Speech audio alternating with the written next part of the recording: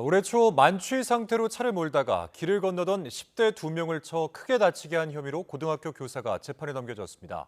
그런데 해당 교사가 그동안 직위를 그대로 유지한 채 학생들을 가르쳐왔던 것으로 확인돼 논란이 일고 있습니다. 양동훈 기자입니다.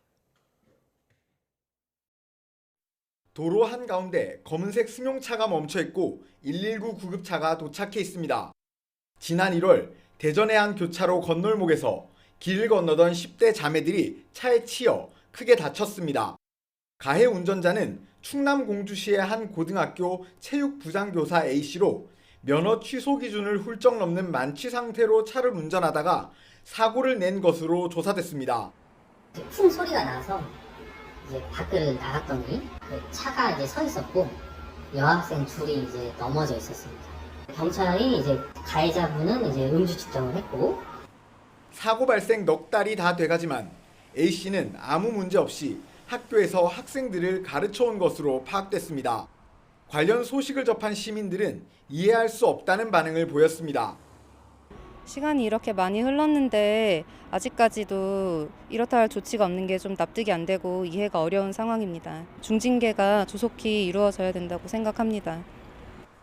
학교 측은 A씨가 음주운전을 하다가 사고를 낸 사실은 보고받은 적 있다고 말했습니다. 하지만 A씨가 당시 상황이 기억나지 않는다고 말해 큰일이 아닌 것으로 판단했고 추가 조사나 교육청 보고를 하지 않았다고 밝혔습니다. 학교는 A씨에게 엄중 경고를 한 뒤 경찰 수사 결과를 기다리고 있었다고 해명했습니다.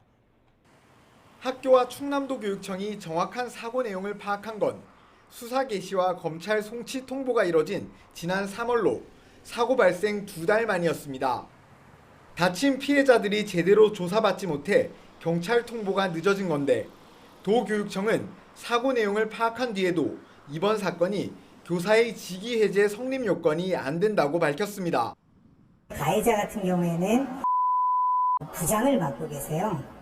대체가 가능하냐 불가능하냐, 아이들에 대한 학습권이나 여러 가지 학교 현장에 대한 부분도 판단해야 되기 때문에 직위 해제와 별도로 징계 의결 요구는 수사 개시 통보 이후 한 달 안에 해야 한다는 규정도 있지만 A씨가 일부 서류를 제출하지 않는다는 이유로 미뤄지고 있습니다.